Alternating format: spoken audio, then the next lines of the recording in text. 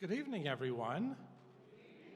I love that. We got a great crowd here tonight. I'm Mark Katchis, the editor of the Tampa Bay Times, and it's a pleasure to welcome you all to Spot. Hey, yes, I'll take it. It's a pleasure to welcome you all to Spotlight Tampa Bay. Tonight, we are going to tackle the humongous issue of Social Security.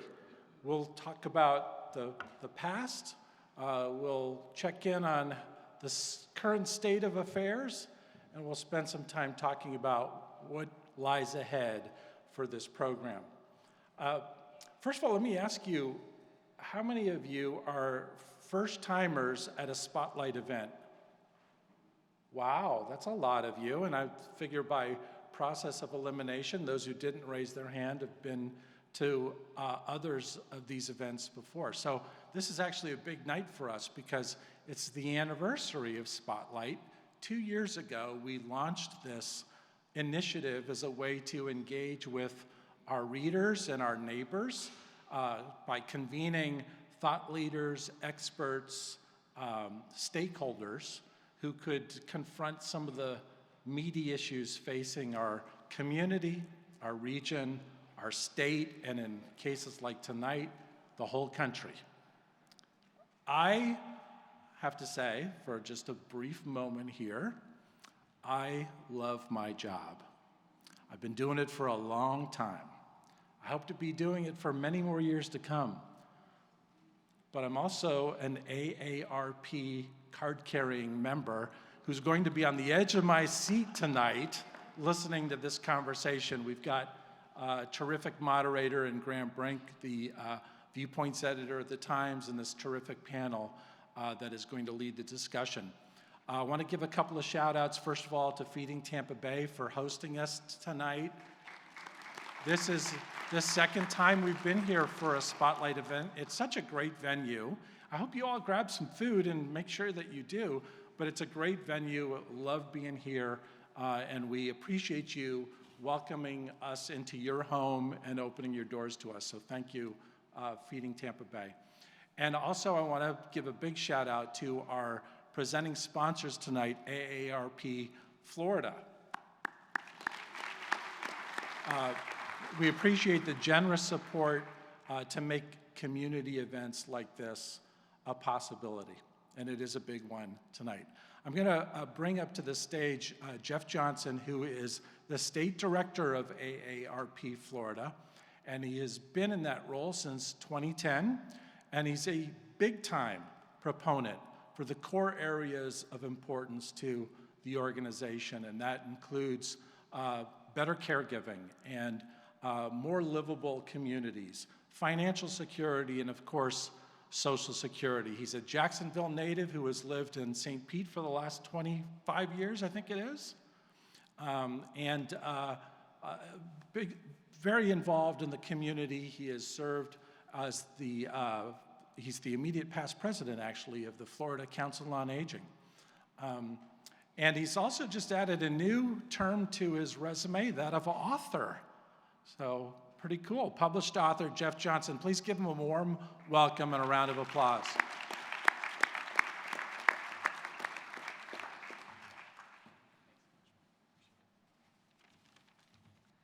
Good evening, everybody. Thank you for being here tonight.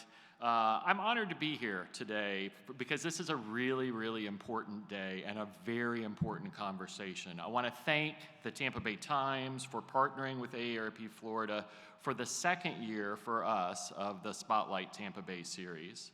This partnership reflects the power of local journalism and community engagement in spotlighting the issues that matter most today.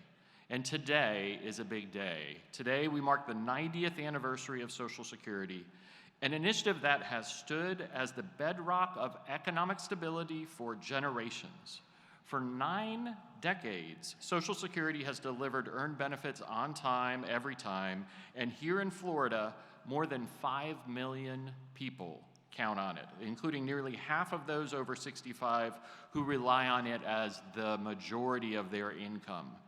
But while this is a national issue, it isn't just a national issue. It's a deeply local one. So whether you're one of the 261,000 recipients of Social Security in Pinellas County, 263,000 in Hillsborough County, 155,000 in Pasco County, or someone for whom those beneficiaries are customers, volunteers, employees, or just neighbors, Social Security impacts lives, families, and futures across our state. This event is more than a milestone. It's a momentum to reaffirm our shared commitment as community members, as advocates, and as Floridians to safeguard a program that millions currently depend on. Thanks again for being here and for being a part of this important conversation. I want to get out of the way so we can start the real conversation. And we have an incredible panel lined up for today's discussion. To introduce them, I'm going to turn it over to tonight's moderator, Graham Brink. Graham is the Viewpoints editor for the Tampa Bay Times, and he also serves has also served as editor of editorials, a business columnist, assistant managing editor, and as a reporter. So take it away, Graham. Thank you. Thank you for being here tonight. We really appreciate it.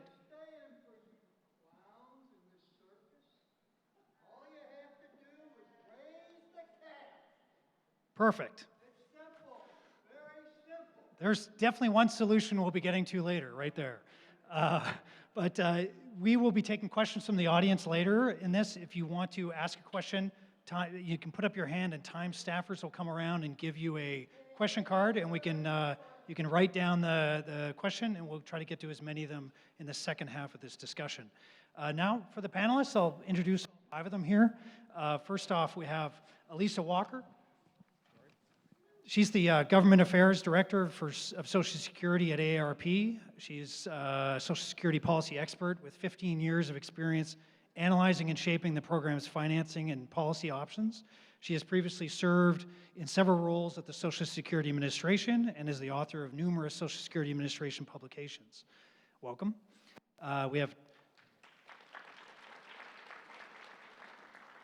We have Tony Coelho, is a retired Democratic U.S. Congressman from California, a former House of Representatives Majority Whip, and the principal author of the Americans with Disabilities Act. Thanks for being here, Tony. Rufus Hawkins II is a financial planner who helps individuals, families, and businesses build, preserve, and transfer wealth. He also helps prepare detailed financial plans, including retirement plans, including Social Security, for many of his clients. Welcome, Rufus. Les Rubin is the president of Rubin Development Corporation and the president of Main Street Economics. He is an accountant, entrepreneur, and philanthropist who's been involved in economic education for over 40 years. Thanks for being here, Les. And then we have Ed down there at the end. Good to see Ed. Is Ed Long, currently serves as the Director of National Strategy and the Director of Center for Technology and Innovation at the James Madison Institute here in Florida. The James Madison Institute generally champions free market policies and policy work, and their policy work is guided by principles of limited government and individual freedoms. Thank you all for being here today.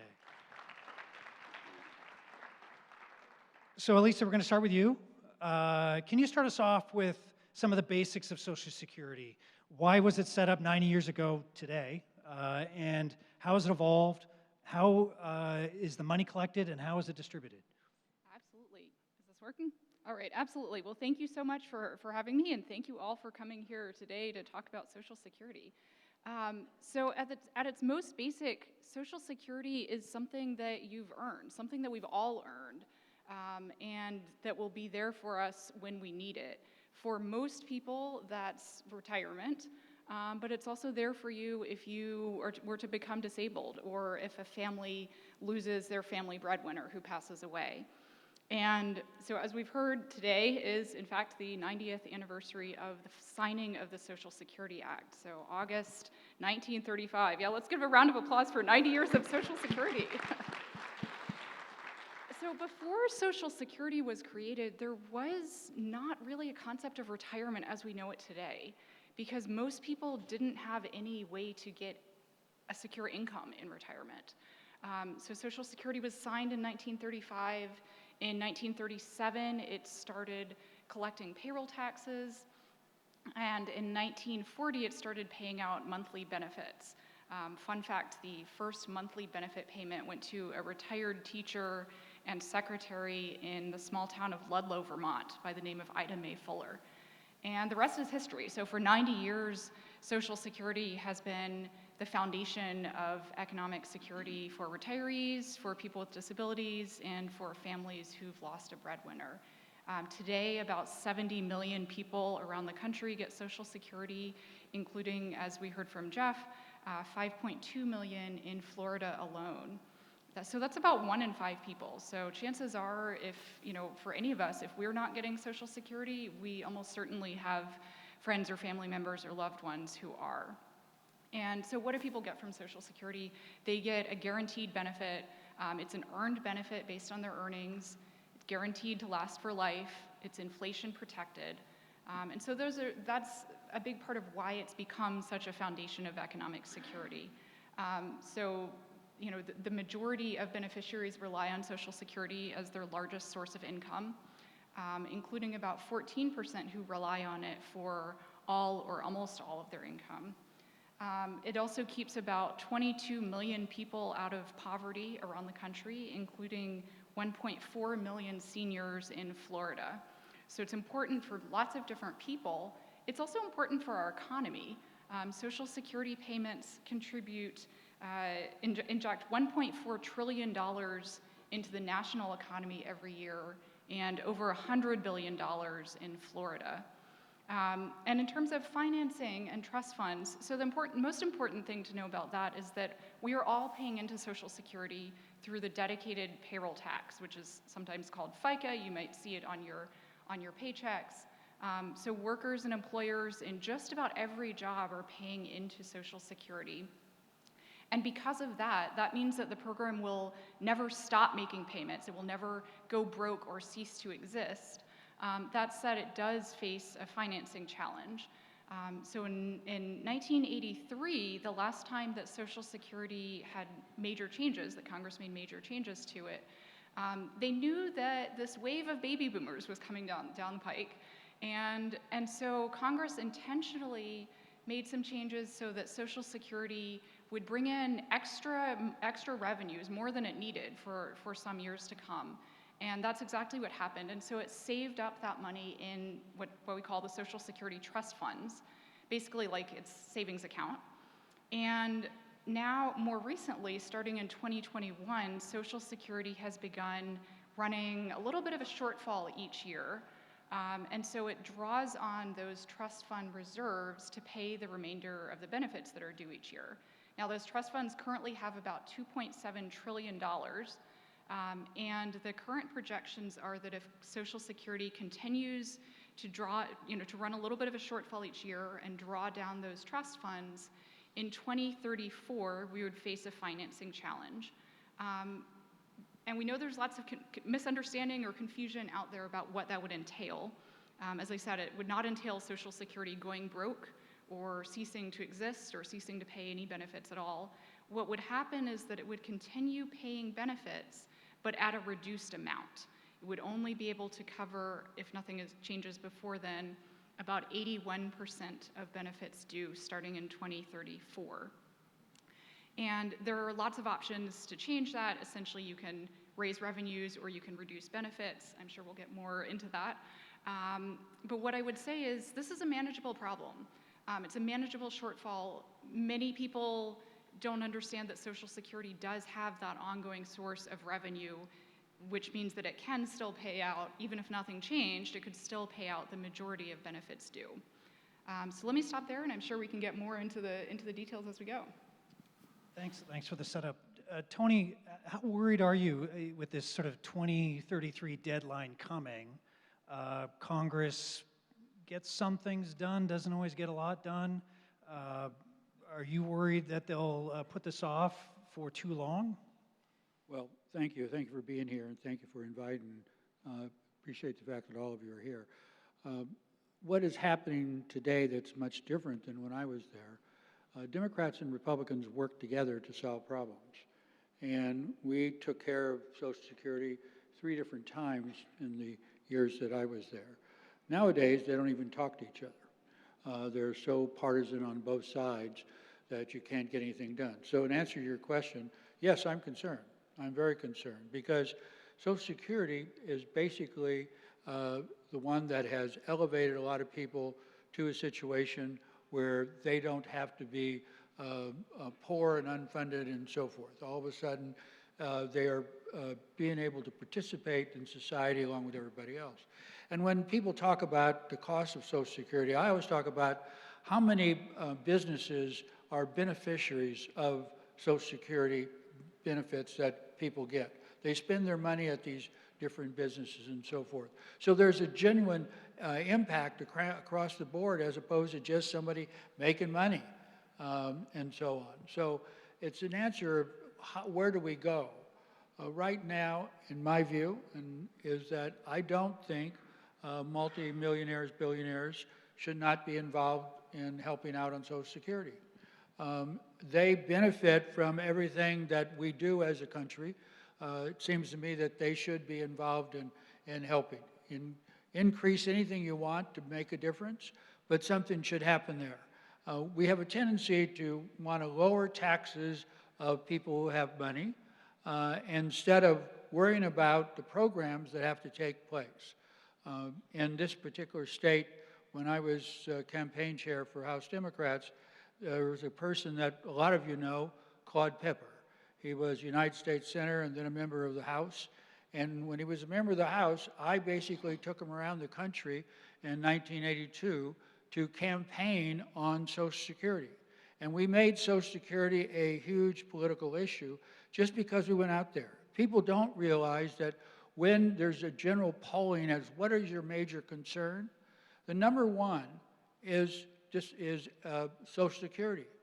People don't think of that, but it is number one. The major concern that people have about their future is Social Security. So we need to look at it as something that is a public responsibility, in my view, and we need to make sure it works. The problem we have today, as I pointed out, is that the Democrats and Republicans in the House do not talk to each other. And it is partisan it's ever been in all the years that I was involved. And so am I worried about being able to come up with a solution? Yes, because whoever comes up with it, the other side's going to say no. And then how do you get there?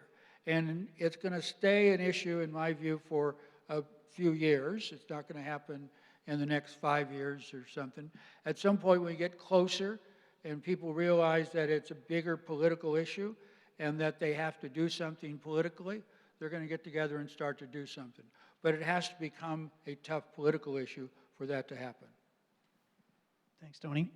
Rufus, you're a financial planner. You've got some clients that are either retired or close to retirement. What are you telling them about Social Security, and what are they asking you given this sort of looming shortfall?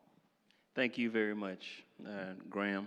Thank you all for being here. I'm certainly just glad to share some perspective with you, and I'm hopeful that you'll gain from my perspective from what I can share with you tonight. Well, my clients, including one of them is my mother, they're saying different things at different times. It depends on what we're talking about. The folks in their 60s are concerned that they may run out of money and have to return to work. Folks in their 30s probably have no idea what Social Security looks like and if it'll even be around. But most importantly, what keeps, I think, my clients up at night is, will they have to return to work?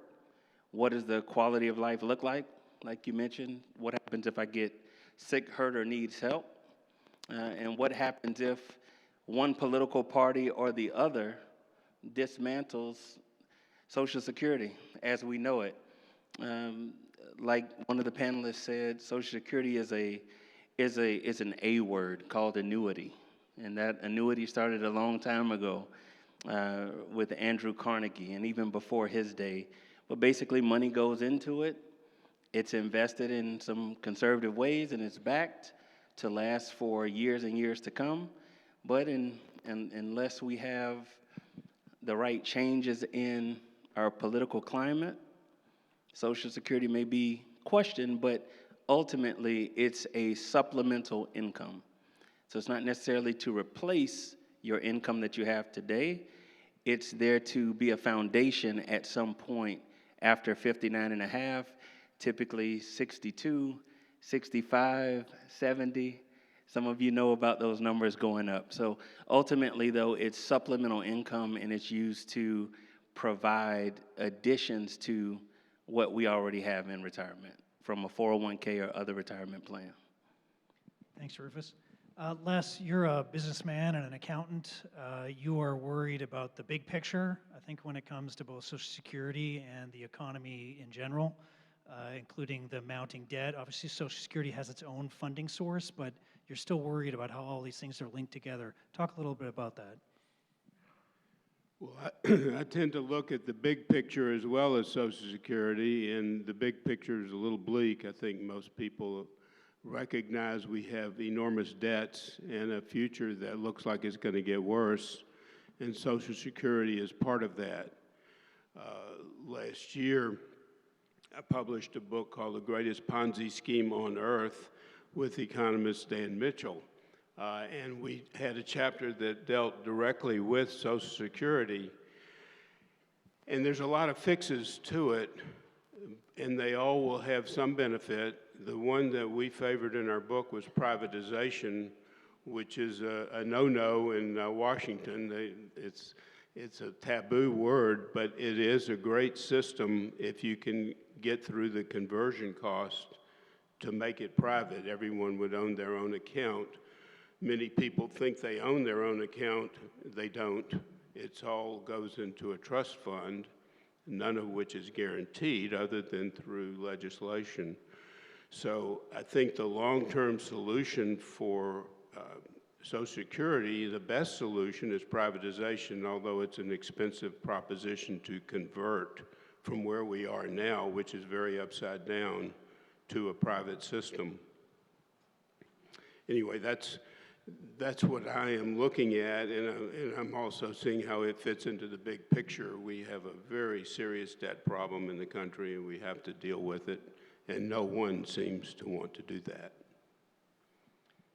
Ed, part of this is an economic problem, but part of it's also a political challenge. A lot of people don't like the idea of cutting benefits, and a lot of people don't like the idea of raising taxes. Most politicians know that as they try to sort this out. So what is the political way forward? So let me just kind of dial back a little bit. I think, as has been mentioned, both parties have kind of been asleep at the wheel here. Republicans haven't put forward any major solution since, Bush 45, and his idea to sort of have some form of private accounts for Social Security. The Democrats have had their proposal. I think it's the Social Security Act or some form of Social Security 2100. That's sort of been percolating around Congress, but hasn't really, gone anywhere since. It hasn't made it through committee yet. So both parties have been responsible for this. This isn't a Democrat problem. This isn't a Republican problem. This is a everyone problem. I think sort of the big issue here is that each Congress kind of wants to lump it to the next Congress, because no one wants to have to take that, touch that third rail of politics here. Because if you raise taxes, that's going to cut into people's savings. That means that, if your paycheck gets smaller every day, every 2 weeks, every month, that means that, your mortgage gets a little bit harder to pay, your rent gets a little bit harder to pay, saving gets harder to pay, and I think that's going to hurt people, disproportionately on lower incomes, and that's a trade-off I think people have got to legitimately consider. Likewise, if you raise the age of retirement, the other problem there is that, who does that favor? Lower income Americans do live statistically shorter lives than wealthier Americans. I think that's something we've all got to consider. So do you then have the problem of forcing lower income Americans to work longer to ultimately draw Social Security benefits for a shorter period? I don't think that's a good public policy solution. It's, you know, both of the kind of the common solutions to the deficit, I think, or resolving the social security problem, have some real nasty trade-offs here, and no one, I think, ultimately wants to answer them. Tony, sticking with the politics for a minute, and we'll get to solutions here after this question, but sticking with the politics, do you think the current members of Congress know enough about the details of Social Security to actually fix this problem? Well, I have to be honest and say most members of Congress don't know the details about anything. So, and I'm being very honest there. That's the problem. What I hear is that we have a deficit, and it's getting bigger. But we're also cutting taxes that the wealthy pay. We also have corporations and individuals who pay no taxes.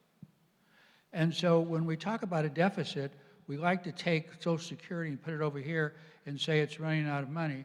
And then over here, we want to make sure we get the taxes lower for these folks. To me, that doesn't make any sense. And Social Security is a critical issue. Nothing will happen right now because of the fights. But ultimately, politically, the Congress cannot let it be impacted negatively. They just cannot. And they know it because it's a big issue, and our population is getting older, not younger. And so more and more people are living longer. And so Social Security is an issue that is number one in all their minds. And so I think politically they're going to have to do it. Now, no, but they will have to do it as we get closer to 34. I will just say, I mean, I think for as much legitimate critique we level at Congress for not doing its job, you know, ultimately, federal lawmakers are very good at walking right up to the parapet, taking a look over, but ultimately they sort of come back, right? You know, we see it every year with the debt ceiling. You know, we see it with the defense authorizations. You know, I think my guess is that ultimately something will be done. You know, we've seen kind of these incremental changes. Ultimately, I think Congress will do what Congress will do, and that is just keep making these incremental changes. Ultimately, something bigger's got to happen, because that's just what Congress does, right? Is that they just take these small steps, and then they realize they've got to take this one giant, massive step when kind of they've kicked the can down the road as far as they can. That's ultimately when they're going to do what they have to do. And that's just kind of how the federal process works out, unfortunately. So it's Tony's right. You know, federal lawmakers don't know a lot about many things, but I think they will do it eventually. It's not going to be pretty. It's going to be messy, but it probably will get done. Can I add something here? I think what we all talk about nothing happening until close to 34, but what you have to understand, something is happening right now. Firing staff, Social Security Administration, closing down regional offices, not being able to get phone calls answered because the staff's not there and they're talking about doing it electronically. How many of you, when I was in the Congress, we fought hard to get Social Security issues resolved? It would take a long time to get it resolved because of the Social Security system. But right now they're saying, let's close down regional offices. If you live 3 hours away from a regional office, that's too bad. If you're elderly and you can't drive, that's too bad. If you're trying to make a phone call and you have to wait 3 hours, that's your problem. So what I'm more concerned about, yeah, we have to do something for 34, but what about today? Why are we making all these problems for Social Security? I'll tell you why. I think it is because they want to make Social Security such a negative issue that they can then go and make it whatever they want, privatize it or whatever. But they're deliberately trying right now to make it more and more controversial. And if you live in a rural area, I come from a rural area, you live in a rural area, you have to go someplace to solve a Social Security issue. It'll take you hours to get there. And when you get there, you'll need to get an appointment. They may tell you got to come back 2 days from now. So you have to drive another 3 hours back and come back another 3 hours the next day. I'm 83. So a lot of people my age, that is impossible to do. And that's what's unfair. And to me, we're going to resolve the 34 problem. But what's going to be there between now and 34 with the cuts that are being made and the changes? When people say no, Social Security is not going to be touched, you know, I'm very blunt. That's a lie. Because right now, it is being cut. It is being made impossible to participate. And that is a negative, and we should address it and not just pacify and say, we have a debt problem, so we got to be careful. We have a debt problem because we cut taxes for people who should be paying money.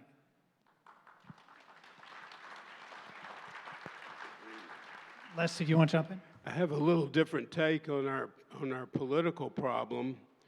The whole system of our political system has evolved to where we have full-time paid professional politicians running the country, and the politicians are focused on the next election, not the next generation.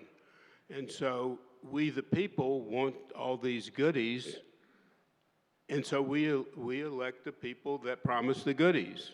And so you go into this cycle where we give more, we get elected, we give more, and we now accumulated this debt problem that's insurmountable almost. It can be fixed, there's time to fix it, but unless the people wake up and understand how serious the problem really is, the politicians are not going to vote to fix it. Lisa, let's talk about some solutions. There are obviously many different proposals out there, but there's some that come up quite often. Could you lay out some of the main ones that we hear over and over again? Yeah, thank you for raising that. So there are lots of solutions out there, and that I think is the good news. The math is not that hard. It's more a question of, as we've been hearing, the political will. So in the big picture for Social Security, you can either raise revenues by things like raising the cap on earnings that are taxed for Social Security, which is currently around $176,000, or raising the tax rate for everybody, or taxing other kinds of income, things like that. Or there are options to reduce benefits, including things like raising the retirement age, which is in fact an across-the-board benefit cut in monthly benefits at any given claiming age, or other ways to reduce benefits. And what I would say is, you know, there are a lot of surveys. We at AARP have done some surveys of, you know, the American people and what people want to see out of Social Security. We also sponsored a survey earlier this year along with the National Academy of Social Insurance and the U.S. Chamber of Commerce. And what we hear from people across the board is that the American people really want to see Social Security strengthened, and they do not want to see benefit cuts. Benefit cuts are deeply unpopular no matter how you ask about them. Privatizing Social Security is also deeply unpopular because I think people realize that that would mean that instead of having a guaranteed benefit that you can count on, you would have an account that's, you know, subject to the whims of the stock market, doesn't guarantee a payment amount, and certainly would not provide protections against disability or dying early, leaving survivors the way that Social Security does. Rufus, you've probably heard from clients. You've probably heard the proposal of raising the retirement age, whether it's early retirement goes from 62 to 63, 64, something like that, or raising the full retirement age from 67 up. I think Norway just went to 70. Are your clients ready to work a few extra years? I'd like to set up question, Graham, and the answer is no, they're not. But unfortunately, what they're finding is that they have to. Some of them don't have enough in Social Security benefits coming in. They don't realize Social Security is a supplement. Some of us, due to the economy, due to political climate, have to take loans out that we didn't want to. We have, on one hand, the silent generation and the baby boomers will have an $86 trillion wealth transfer coming to their children and grandchildren. On the other hand, we're seeing more children come home after college, leaving college because of life. As my family says, life is lifing.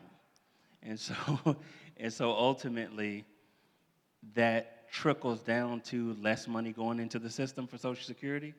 Folks can't have a livable wage. I think about, I'm a history buff. In 1960, President Kennedy talked about raising minimum wage to $1.25. When I started in finance nearly 15 years ago, minimum wage was $12. Today, folks are complaining about $20 minimum wage. And so it has to be we have to have the ability to keep up with inflation, the rising cost of goods and groceries and everything that impacts us on a daily basis. And it's going to be a challenge, ultimately. So that causes them to have to go back to work. More parents are having to depend on their children if they get sick, hurt, or need help. And I think, frankly, when folks retire, it's not the sweet life that they might have thought it is, because everything is becoming more expensive. My grandparents talked about gas being 25 cents. And I remember back in the day, my grandfather was upset because we pulled up at Shell and gas was 80 cents. He was real upset about that. And so here we are with these realistic prices, and they can't keep up with it. Ed, one way to raise more revenues, to raise taxes, the payroll tax right now is 12.4%. That's up from, I think, 6% in 1960 and 10%, around 10% in 1978. It's half paid by the worker, half by the employer. Raised to 13.4%, 14%, something like that. But there's a downside to raising taxes. Could you talk a little bit about that? Sure. So, I think it was Thomas Sowell who said, there are no solutions, there are just trade-offs, right? So every time you raise a tax, that cuts everyone's take-home pay. I mentioned this earlier, that's basically going to eat into people's savings. That's just going to make daily life generally just harder for people.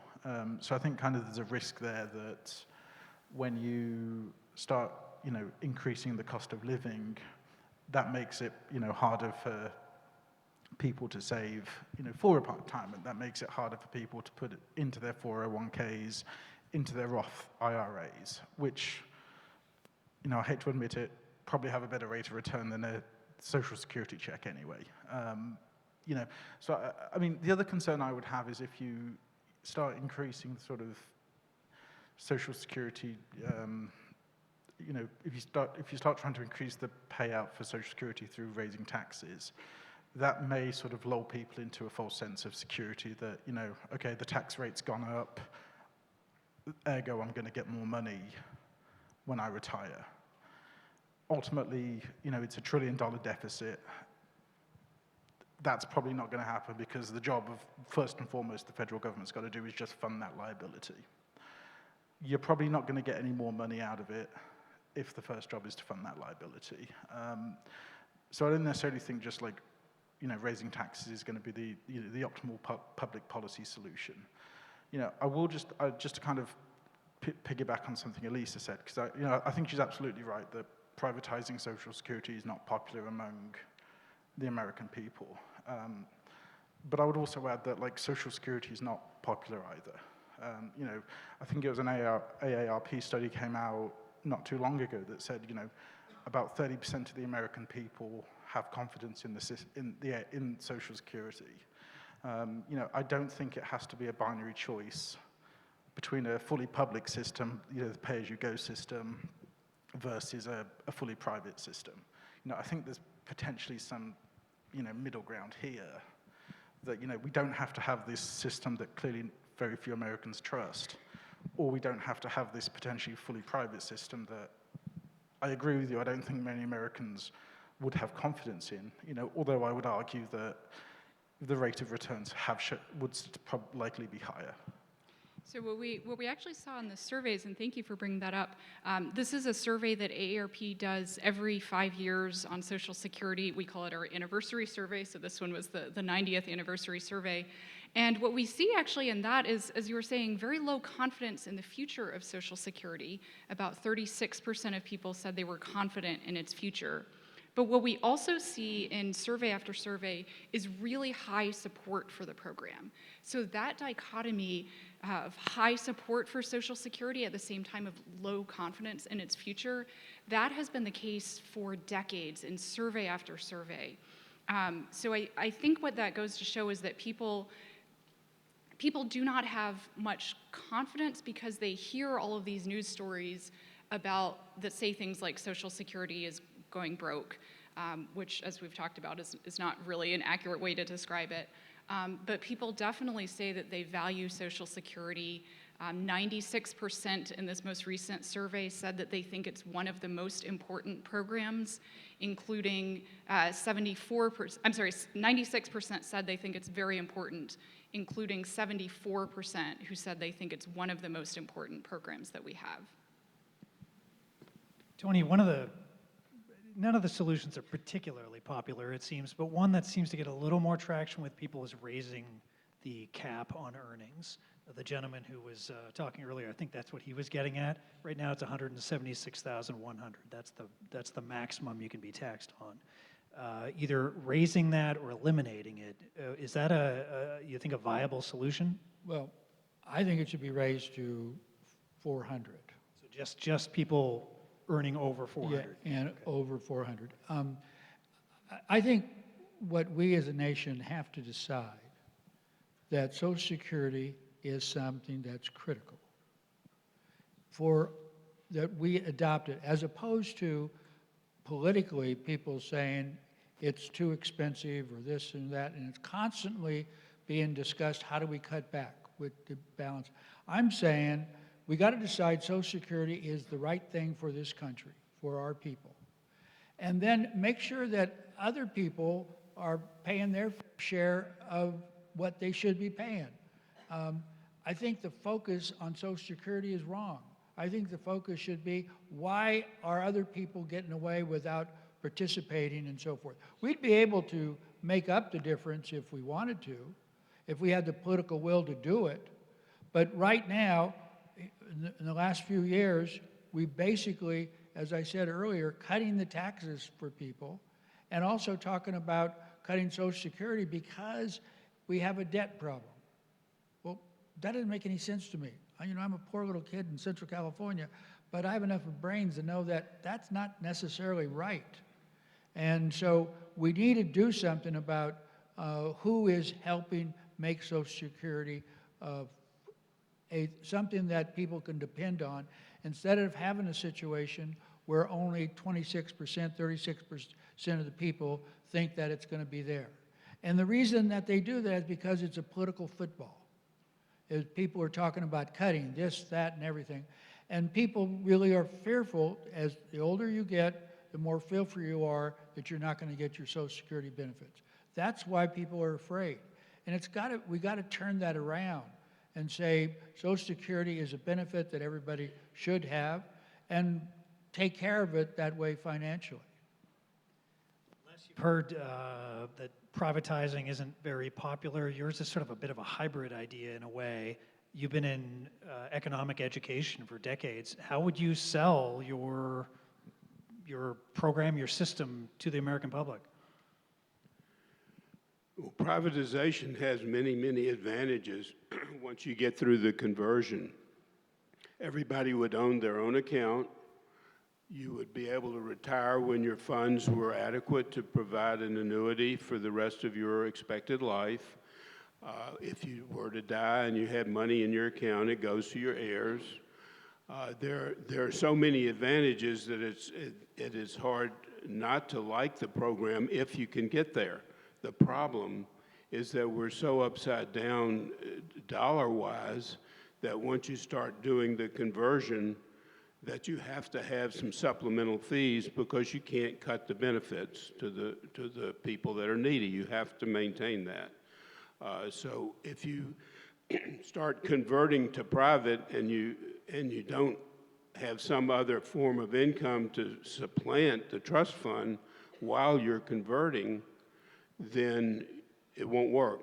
So you have to have additional fees, but additional fees and costs are going to be a part of any program because it's upside down and it won't work. And we know the Congress isn't going to let the benefits be cut by 23%. They'll find some way to maintain them, and they should. So going to private is a long conversion plan, and we have outlined a conceptual plan to do that over 20 years on how to pay for it. But it's a long conversion plan, but when it's completed, there aren't any additional fees, and everything you put into the account is yours. And I think that's a big plus. How would you ensure that the money's there when people retire? Like that it hasn't either, they've not already spent it, or that the stock market hasn't tanked and that the money's not there anymore? The money would still go into something like a 401k plan, but it would be professionally managed, and it would not be available to just take whenever you want. There would be rules for taking it that would be tied into when you have enough assets to have an annuity for the remainder of your expected life.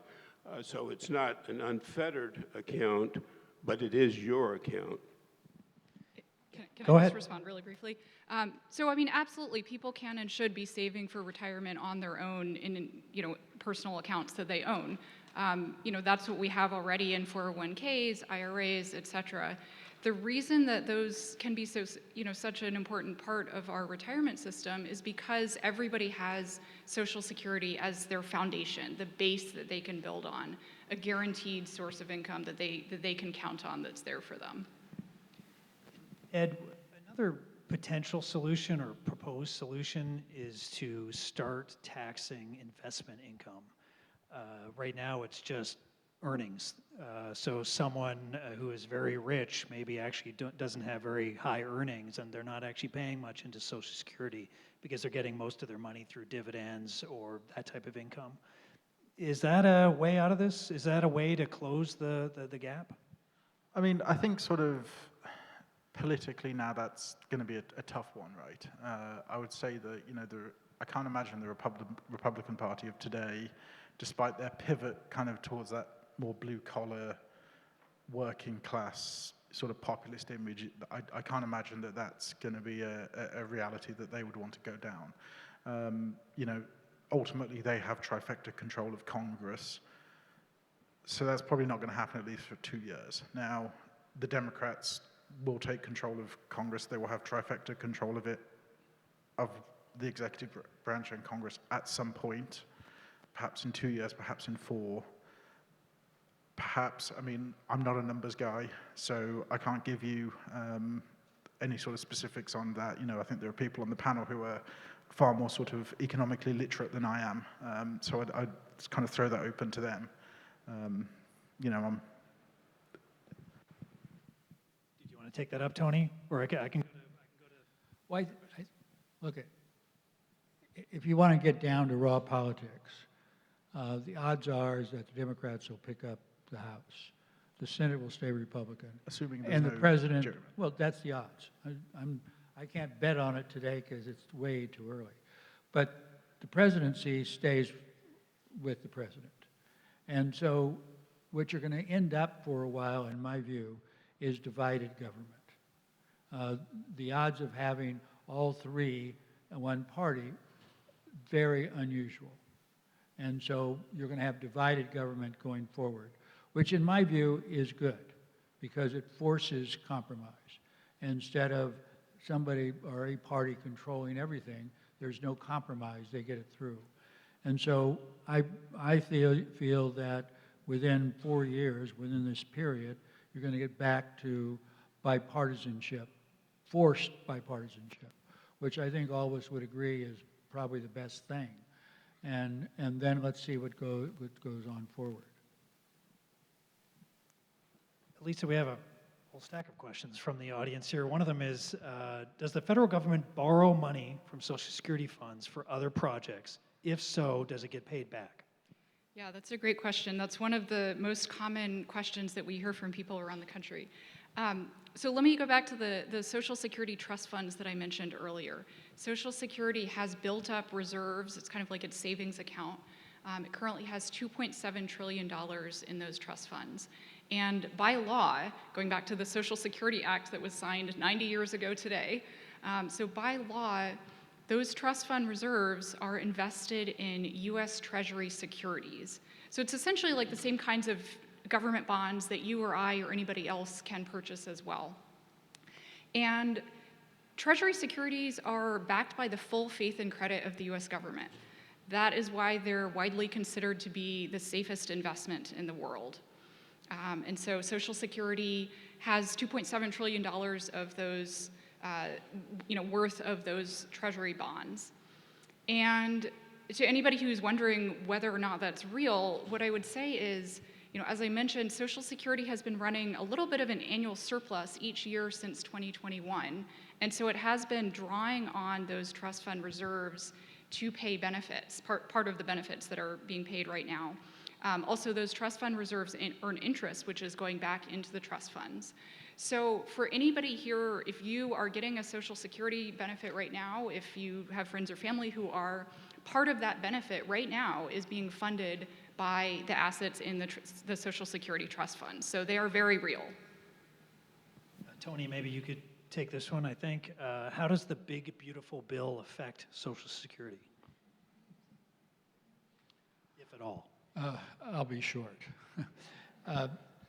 It has a tremendous impact on Social Security because, in effect, it's advocating what I'm worried about, cutting jobs. Let's just take the people that have to administer Social Security. It's cutting jobs across the board. Elon Musk came in and insisted that a lot of jobs be cut. As a result of that, you're cutting out regional offices, I said. But if you look at the big, beautiful bill, they say that it doesn't touch Social Security, it doesn't touch Medicare, and so forth. That's an argument that goes on between the both parties all the time. The facts are it does affect both. And so I get really teed off about people who don't accept the facts and talk about the facts. It has had a big impact, and there's a desire to do more, and that's our problem. Les, I'm going to give this one to you. I'm going to quickly paraphrase it, though. The government adjusts workers' past earnings to reflect the general rise in the standard of living using the wage index. Some folks would like to move it to the price index because it would save some money. Can you explain that a little bit, how it would work, and would it save money? Would it help Social Security close that gap?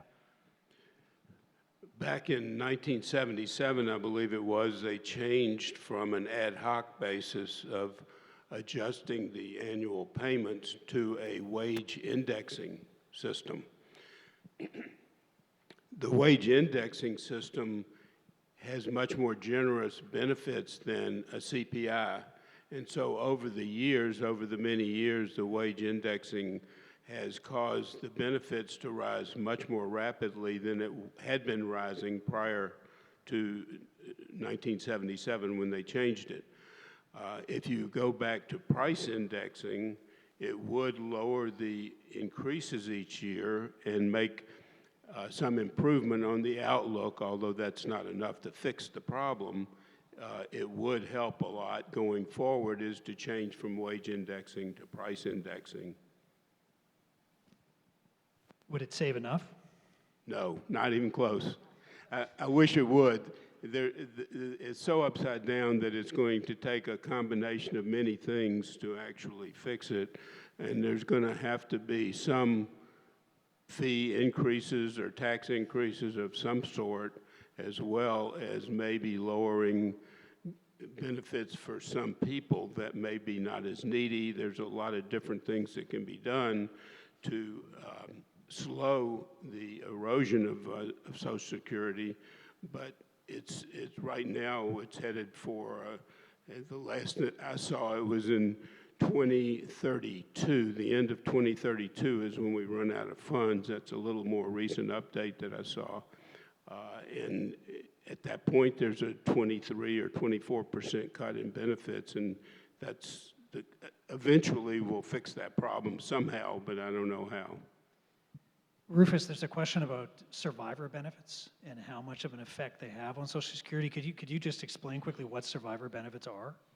Sure. So survivor benefits are if you're married and your spouse passes away, you are receiving Social Security, your spouse is receiving Social Security, spouse passes away, you get the higher of the two incomes.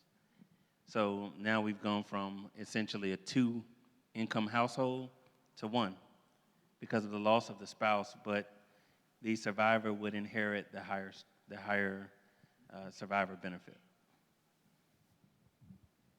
Do you know how much of an effect that has on the whole, or maybe Elisa, do you know how much the survivor benefits of the whole Social Security pie, how much that is? You mean like how many people are getting survivor benefits? Or the percentage of the payout? I don't have the exact number off the top of my head, but I would just say that the survivor protections in Social Security are a really important part of the program. You know, people often think of Social Security as being only for seniors, and the survivor benefits are a part that are really important for seniors, but can also be important at younger ages as well. If a worker in their prime passes away, leaving a spouse and even dependent children, those folks can get dependent benefits on, survivor benefits on their record as well. Maybe Ed, you could start us with this. Should we cut other parts of the federal budget and divert those funds into Social Security somehow? So, I'm not in Congress. I don't want to go to Congress. So I'm not at all qualified to make that decision. I think there's only one person on stage who's had that honor, and I don't. I do not. I think he was very brave to do it. So thank you for that. For doing that.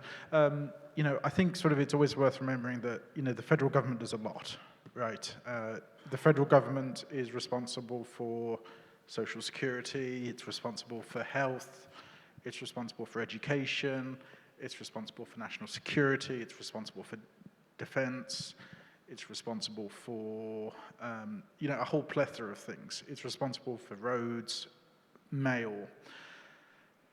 If you increase spending on Social Security, you have to start cutting back somewhere. That then makes sort of decisions very difficult, right? Do you want to cut back on healthcare to fund Social Security? Do you want to cut back on defense to fund Social Security? It's not as simplistic as I made it. There are calculations you've got to make and whatever, but ultimately I think that's what it boils down to. And that's an opportunity cost. That's going to be one of the trade-offs that legislators will have to make in the coming years. That is ultimately what government does. That is what government does every year in the appropriations process. So what I would say is you've got to sort of think that there are going to be challenges with that. One of the things I would consider is it, again, an optimal public policy solution to cut back on, say, education to fund retirees? If you work for the AARP, you would probably say yes. That's your job. I get it. If you work for the Department of Education, the answer is going to be no. If you work for the Pentagon, you're going to say no. So I think there's multiple different angles you come at this from. And ultimately, congressmen, congresswomen, they're getting, knocks at the door from lobbyists trying to answer these questions. This is why I think organizations why the AARP are important, because ultimately when, when representatives go onto the floor to vote, that's when those decisions are made. That would be my sort of very long form answer. I don't necessarily think cutting other programs to fund Social Security is always going to be an optimal solution. Tony, you look like you wanted to jump in. I just want to say one thing. I hear that conversation all the time, that if you want to do with something for Social Security, you got to cut back on another program. What about not cutting back on taxes? I mean, that's a simple solution. Why do we let people end up, who are billionaires, pay no taxes at all. Why do we always say we got to cut back on education, we got to cut back on whatever? That isn't the alternative. The question is, where are your priorities? And people pay their fair share. An article in the paper yesterday was a woman that is very wealthy, married to another woman who's very wealthy. Together, they have a tremendous amount of wealth. And she said that the big, beautiful bill gives her now, with a tax cut, $170 million. And she said, we don't need it. Why are they giving that to us? And that's true with a lot of people who are extremely wealthy. Why are they doing that? And so that is a false choice in my view. And that hopefully is something we can carry out politically, but it's hard to do. Go ahead. Can I just mention the numbers you were asking about earlier? So in Florida, 401,000 people receive spousal or survivor benefits from Social Security. That's about 8% of beneficiaries in the state. And 239,000 are children receiving survivor or other dependent benefits from Social Security, which is about 5% of beneficiaries. Thank you. Sort of a two-parter here. What percentage of the federal budget is Social Security, and what is the overhead cost of the present system of Social Security? Maybe Elisa, you could start with that. I can take both of those. So Social Security is around 22% of federal spending. We hear that bandied around a lot. You know, it's a big part of spending, and that is true. What we don't hear as often is that the dedicated Social Security payroll taxes make up about 26% of all federal revenues. As to the second part of the question, the overhead, the Social Security Administration is remarkably efficient. Less than 1% of what's paid out as benefits goes to administrative costs. So for every dollar being paid out in benefits, less than 1 cent of that is used to administer the program, which, by the way, is far less than many other private insurance programs would spend for administration. I like that answer.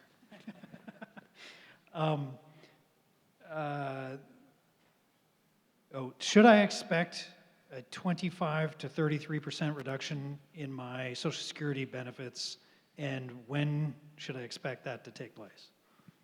No. And is that because Congress will step in? Yeah, that can't happen politically. It just won't. 25% is outrageously wrong, and so that won't happen, not at all. Do you think there'll be any sort of cut? Like, will there be a compromise here where maybe there's some sort of tax raise, but benefits are cut by... Well, there will be some type of compromise, and I think that's the key. I just want to mention one thing that we haven't discussed, and I'm not going to do it, but don't forget Social Security also covers individuals with disabilities. And as someone who has a disability, that's something that I am strongly for and have worked hard on for many, many years. And the limitations on what they can get are awful. And so that's something that we have to address at some point as well. Les, maybe you could take this one. It's sort of a combination of 2 or 3 questions, but it's basically, why not just give people the money? Like, give them $5,000 a year to invest themselves, let them invest it in the stock market, and after 40 years, they'll have $1 million. Why not just do it that way? Well, where's the money going to come from to give them to start with? The government doesn't have any surpluses that I've noticed in the last 50 years. So there's no money to do that with. And there's no way of knowing how people would invest. I really still go back to the idea that if you take your Social Security payments and put it into a professionally managed account, over time, it will accumulate and your benefits will be much greater. I see one proposal to fix Social Security, the Cassidy-Cain, where they're going to borrow $1.5 trillion, invest it, and in 75 years, magically, we can pay off all of our unfunded liabilities. We're not going to make it to 75 years the way we're going. So I don't know how that program works. And it's fraught with risk. There is no magic bullet. I mean, we're eventually going to have to face up to the fact that it's broken, and we got to fix it somehow or another. Trying to get people to manage an account like that, I think, is a fool's errand. Ed, this might be a difficult one, but if anybody wants to jump in, how will AI affect Social Security? So I don't even know what AI is. Artificial intelligence. Well, we will start with you, Les. Ed? So, I mean, we can't have a panel in 2025 and not talk about artificial intelligence, right? You know, I think there's a couple of ways that AI could be sort of utilized in this sort of the sort of AI, Social Security, I guess, spectrum, right? You know, I think one of the obvious ways, right, is that any government program is going to suffer from waste, fraud, and abuse. I think AI would be is a very good tool to sort of root that out. It can spot duplicate applications. It can spot, duplicate Social Security numbers, for example, much better than the human can. So I think that is a very good way to sort of, get those out to make sure that, dollars are being sent where they should. I'm not necessarily saying that waste, fraud, and abuse is a problem in the Social Security system. That's not what I'm saying. I just think that's going to be a potential, utility for it. There was the comment made about, the closure of Social Security offices. I think AI is going to be potential to sort of automate some of those services. I know the elderly people do struggle with technology. I'm sorry. Technology's coming. It's getting to the point now where I'm struggling with it, and I'm like 31. So, but what I will say is, like, I think, if there can be some sort of internal use of AI to sort of just generally improve the system to make it work better, that might be a way to sort of cut overhead, to sort of trim down the system.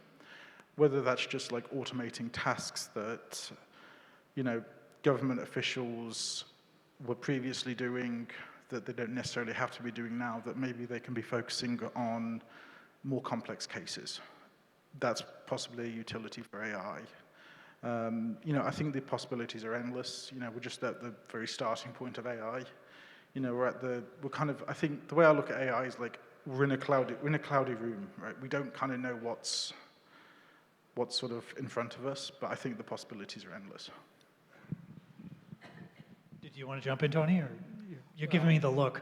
I have real problems with AI because it doesn't have a human side of it. Who's going to decide whether or not we should do X for Social Security or anything? If you just look at the numbers, which that's what AI would do, it will hurt a lot of people. It may help some, but there's no human side to it. And that Social Security is a complicated program. It takes the human element of you and every one of you into account. AI is not going to do that. And so when we talk about waste, fraud, and abuse, I love those three words. We've been talking about that for 100 years. And what they find out, like when they had Elon Musk come in, they found out most of it wasn't true. And so when people talk about waste, fraud, and abuse, I always start laughing. Why don't you go in and try to find out where that is? Waste could be some education programs. Waste could be some medical programs. Waste could be anything that you are against, as opposed to being waste. That's why it's a complicated system. So I have real trouble with AI in regards to Social Security, but also in regards to all health benefits and those personal needs that people have. That's going to be a hell of an adjustment. So I think you're right. I think a lot of people are genuinely concerned about kind of the way that AI is going to be integrated into government service, especially on these very complicated and I think sometimes deeply personal cases. What I would say is that I think where AI can be very helpful is that, if you're submitting a form, for example, one of the biggest drags on a government official's time is just making sure the form's submitted correctly. You can have AI read a form and just tell you that it's, submitted correctly or incorrectly. That is a huge time saver on AI, on a government worker's time. Now, that's not taking a worker away from adjudicating benefits. That's not taking them away from that sort of very real human interaction that, we as panelists are having on this stage right now, that, Social Security officials are having up and down this country. I actually think that makes them better at their job. That gives them more time to spend in Social Security offices up and down the country, working with people to find out, solutions to their problems. So, let's use AI, I think, in the back room, right? Let's use it on systems where, on the mundane, right? Let's use it to make sure people are submitting their forms correctly. Let's make sure that their information is correct. Let's not waste people's time just doing that stuff. Let's put them actually dealing with people. Let's have them solving problems. And let's have them actually just delivering the services that taxpayers pay them for, instead of just doing that sort of bureaucratic stuff that I think is a drag on everyone's time. But yes, your point is well taken. I think people do get worried about that. One of the things that hangs over this conversation, and we've heard Elisa sort of address some of the myths around Social Security, it's a lack of financial literacy. And one of the questions goes to financial literacy. It was basically, how can we improve financial literacy in this country? Around Social Security and just saving in general, the power of compound interest, those types of things. You've been in this field for a long time. How do we do that? American people's financial literacy is lacking, to say the least. Very few understand how serious our problems are and where we are headed. I see our whole ship of state as the USS Titanic. We're headed to the iceberg very quickly. And our people don't understand how serious the problem is. So it's a challenge to try and get people to even care about it until they realize we are in deep, deep trouble, put it that way. And until they understand that, they're not going to worry about it. They're going to worry about taking their kids to soccer or whatever the daily routine is, and trying to get them to pay attention to economic education and where we are has been a monumental challenge, which I have not found the answer to yet. Rufus, part of your job is to educate your clients on these issues, whether it's Social Security or just saving. I mean, you've even alluded to, people should be putting money away in their 401k as best they can, given their circumstances. Pick up where Les left off. I mean, how do we increase the level of financial literacy in this country? A few points that Les made, he's spot on. Ultimately, we don't realize we're on target to hit the iceberg until we get there. And so part of my role and responsibility with my clients is to give them the established process that I have that helps them articulate their goals, manage risk, and ultimately build wealth. But what does that really mean? What it means is each and every one of us, by the way, anything I say tonight is not construed as financial advice for you. You need to go and sit down with your own financial professional and determine what is in your best interest. Are we there? Okay.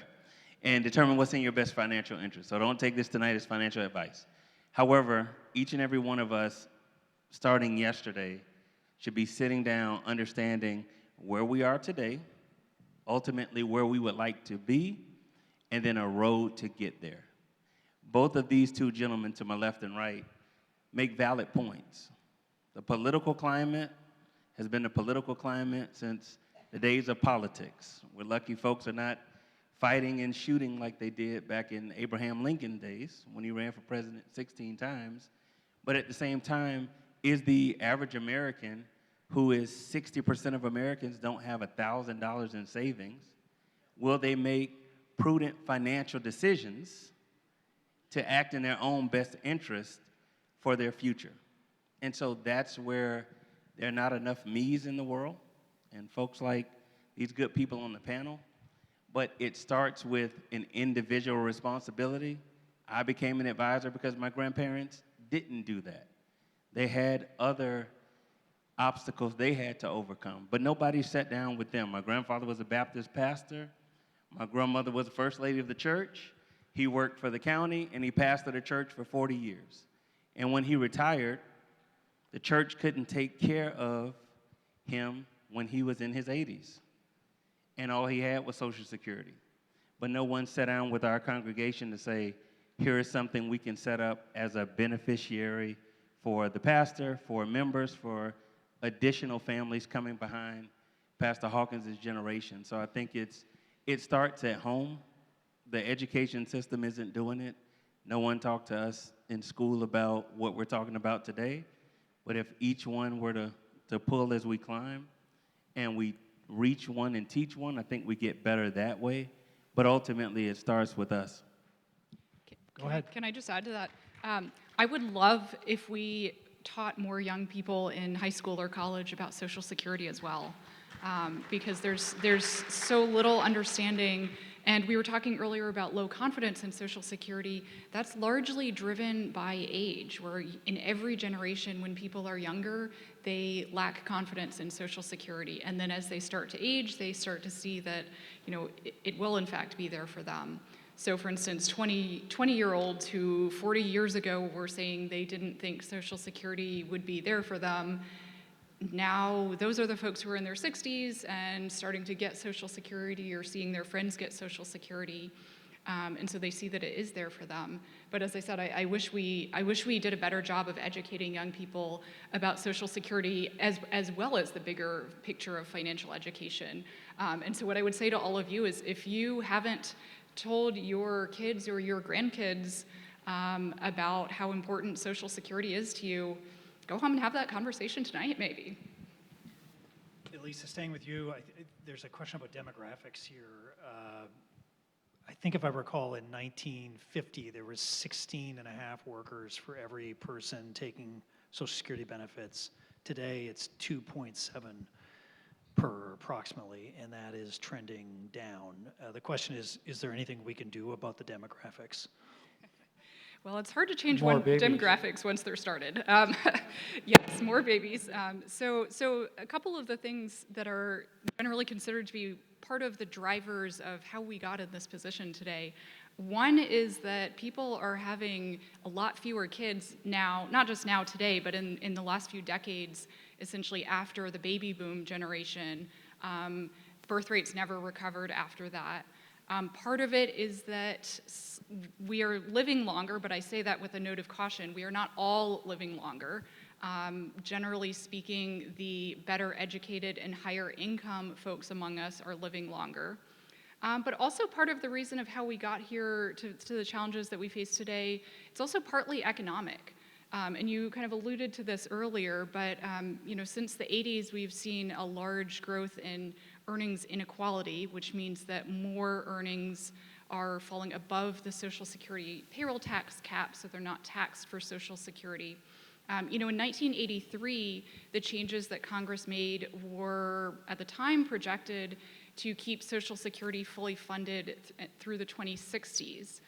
We're now facing that challenge in the 2030s. And Social Security's actuaries, when they've studied this, have said that much of the cause for that acceleration is, in fact, this unexpected growth in income inequality. Go ahead, Rufus. I wanted to touch on one more thing. You're triggering a lot in me, Elisa. So you ask a lot about what clients are asking, what's on their mind. Many of them are not getting the financial literacy and the education and information from the banks and the credit unions in the area, even when they go to do a simple transaction. When you go to the teller line, if you have money sitting in your account, someone should be asking you what your goals are for the money. Nobody's happy with CD and savings rates right now. Somebody said they are? Oh, okay. I was making sure. Nobody's happy with that. So what ideas and suggestions exist and alternatives that we can be safe. I heard you mention the Titanic. After the Titanic, there was a Titan submersible. You know about it. And it was worse than the Titanic because all the warning signs were there. I'm not going to get into the documentary, but there's a good documentary about what happens after the Titanic. So we should be asking the questions. If you don't know the questions to ask, I'll be around, but ask your local bank, your local credit union, what can I be doing to retire? If you're in your 60s, if you're in your 40s, if you're in your 30s, what more should I be doing today to prepare for retirement? Because like Les said, it's coming. And the warning signs are here. You're still going to get older, and ultimately it's not just about the dollars and cents. It's about the comfortability, quality of life that you live, how you get around when you retire. These are all questions that have to have answers. Who's going to take care of me if you get sick, hurt, or need help? And so make sure you're also including professional financial advice and management in your decision making. As you all know, even if you have $10 million in the bank or $100 million in the bank, you can draw Social Security. So the question is, should Social Security be means tested? Ed, you want to start with that one? Like, should it be some cutoff in wealth, and then maybe you're not getting Social Security anymore? So I think that would be, I think if you put the immediate argument to say, okay, well, this will be means tested, would that entice people to say, well, if I'm not getting Social Security, why should I pay into it? And I think, there'll be people who say, well, you earn enough money, you should contribute to society. But, I think people would be, legitimately annoyed if they'd paid into the system their entire life, got to 62, 65, 67, and then weren't able to draw to it. I think, I would be very reluctant to advocate for a supposedly universal system, and then to say that, if you earn a certain amount, you can't draw into it. The other kind of angle to look at this is like, are you then going to penalize success, right? Are we saying people, work all your life, earn all this money, but ultimately, we're not going to reward you at the end of it. I think there are some concerns there that I would potentially have. I'm not saying, again, Congress couldn't do it. Congress absolutely could do it. They could easily impose a means test on Social Security. I think it would have some very serious trade-offs with people, very wealthy people. Go ahead, Les. The people that get the most out of Social Security are the ones that need it the least. And while I don't think means testing is necessarily equitable or fair, I think it's a necessary part of the solution. And I think people that are in higher income in retirement, in their retirement, can afford to give up some of it, not necessarily all of it, but I think cutting it back in means testing is one of maybe many different components of trying to get Social Security to work, and I would favor it. Go ahead. So wanted to pick up on, is this working? Okay, wanted to pick up on what Ed was saying, that, everybody pays into Social Security, and so large majorities of people believe that if you pay in, you should be able to get benefits. So we asked that very question in our most recent survey, and 85% of Americans said they believe that everyone who pays into Social Security should receive it no matter what other income they have. Would you worry that if it was means tested, that it would erode the popularity of the system itself? We all are sort of in this together in a way, and that's part of what drives the popularity of Social Security? Yeah, absolutely. There's a common saying in public policy, programs for the poor are poor programs. Social Security is among the most popular programs that we have precisely for that reason, because we're all in it together. We all pay in. We all know that it's there for us when when we retire or become disabled or lose a family breadwinner. So there's a few questions along this line, and I'll go right down the line here, and it may be a good one to end with, but they're sort of along these lines. And I'll start with you. What does Social Security look like in 20 years? So I would say, I think Congress has a, if you could ignore the liabilities, Congress needs to ask the question, what retirement system does it want to give the American people in 50 years, in 100 years? And then sort of work back from there. Now, I think when you do that, you can ask the question of, does the Social Security system we have today, does that accurately reflect the American workforce of today? Because the Social Security system, I think, today was set up for a workforce that isn't necessarily true of today. We also have gig workers who aren't also contributing to Social Security in quite the same way. So the workforce is a little bit different. I think there's a case for potentially just re-examining the whole system. A blank slate might not be a bad way to sort of, just reimagine the whole system. Is that a system where we have mandatory, private accounts for every American? Because only about 74% of Americans have a 401k. That was shocking to me. Is it potentially a more sort of fully private system where you invest in the stock market? Do we sort of move to a sort of mixed hybrid sort of social security pension system? I think just sort of going back to that very, very fundamental question of what system do we want to give Americans in 50 years' time and 100 years' time, and then working back from there will give us a better sort of idea of sort of where we should go. Less than 1 minute. Can you answer that question? If history is any guide, we'll wait till the last minute to fix it, and then we'll put the Band-Aids on it, and we won't have a permanent fix, but we'll have some system that looks kind of like what we have now, but we'll have some fees or some sort of an adjustment, and it will look very much like it looks now. We won't deal with a real permanent fix, as I think we should. Rufus, how about you? In 20 years, what does it look like? 20 years. I think that in 20 years, luck will favor the prepared. I think we'll be kind of where we are today, but if you've taken the time to put together a financial strategy and take other ideas and use Social Security as it was intended to be a supplement of income, and you've prepared today for your tomorrow, you'll be ready. And so that's what luck will favor. I think that's what 20 years looks like. Tony, in a minute, can you answer the question? 20 years, a lot's not going to change. A lot of people won't hire somebody to handle their finances. They can't afford it. Secondly, they won't take the time to do it because they have so many other things, and they won't make it as a priority. They should, I agree with that, but it won't happen. And in 20 years, my view is that Social Security is a political issue, and politics plays a big role. All of you that vote should vote accordingly.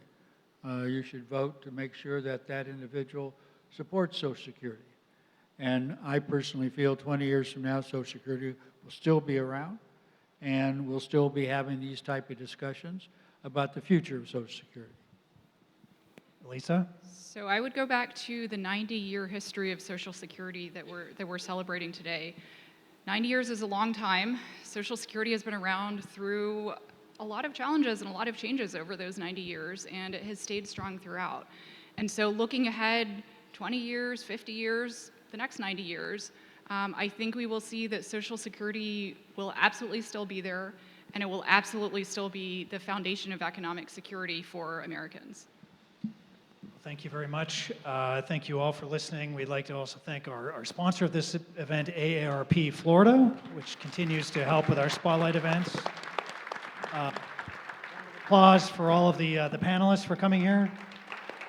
Thank you all. This event was recorded, and you can find it on our Spotlight website. Also, we have another Spotlight coming up on how AI can strengthen communities. That's on September 24th at the Palladium over in St. Pete. And if you haven't already, we've got a Tampa Bay Times booth set up. You can subscribe if you're not already a subscriber. And if you ever are a subscriber, we can show you how to maximize your subscription. So once again, thanks very much. And I'm told there's still food back there for everyone to eat. Thank you so much.